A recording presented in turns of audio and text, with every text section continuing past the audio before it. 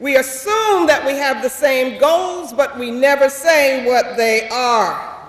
It's time for us to think and articulate and establish our goals as Black nationalists and Pan-Afrikanists.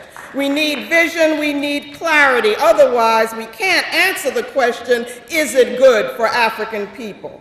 Once we agree, then we can have a frame of reference and some ideological grounding.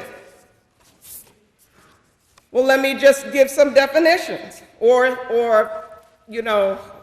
give my view of this. Nationalist goal is self-determination in the spirit of Delaney, Garvey, Malcolm, Amos. It is Pan-African commitment, that is the unity of African people worldwide and one Africa on the continent as a basis for African strength.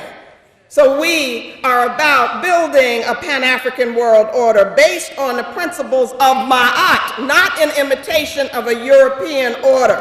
Ma'at as justice and truth. We need a nation concept, as Dr. Clark told us.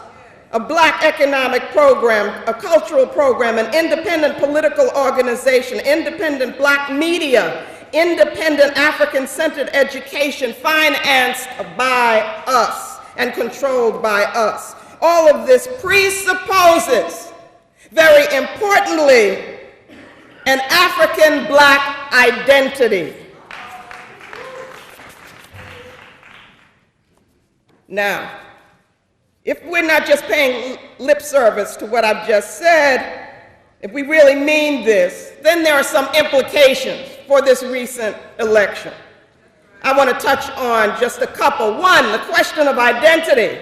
Without clarity on this issue, there is no nationalist movement. There is no Pan-African movement. There's no reason for us to be here as a community.